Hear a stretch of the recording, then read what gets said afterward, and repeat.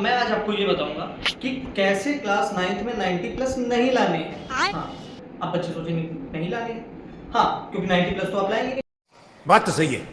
But अगर आपको class में 90 प्लस लाने हैं 9th में, तो आपको पहली चीज ये बात का ध्यान रखना है कि कौन कौन से सिलेबस आपके लिए जरूरी है और कौन कौन से चेंजेस इस बार फिजिक्स के सिलेबस में हुए।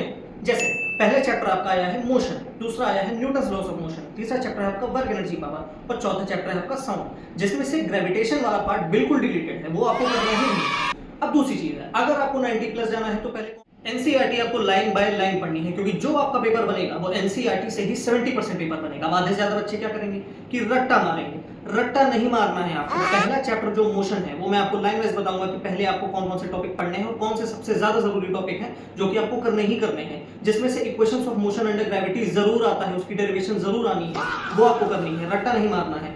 तीसरी चीज, कम से कम 30 साल का तो टाइम दे रही।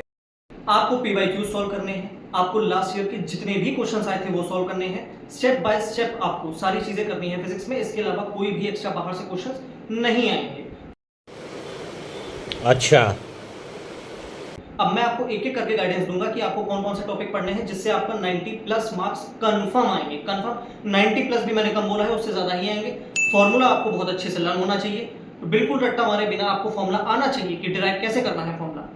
तीसरी चीज है कि आपको कॉन्सेप्ट की क्लैरिटी होनी चाहिए। ऐसा नहीं है कि आपको बस अगर मैंने बोला कि आप डिस्टेंस और डिस्प्लेसमेंट में फर्क बताओ तो आप रटने बैठो कि नहीं ये एक्चुअल कवर्ड पाथ होता है, ये शॉर्टेस्ट, ऐसे नहीं। आपको पता होना चाहिए कि रियल लाइफ से एग्जांपल कैसे आसपास आपको अपने फिजिक्स दिखनी चाहिए, तभी 90 प्लस आएंगे। आपको फील करना आना चाहिए फिजिक्स को, ठीक है। और इससे ज्यादा आपको गाइडेंस चाहिए तो आप कमेंट करिएगा, मैं आपको बताऊंगा। सारी उम्र में जो कर जा बढ़िया।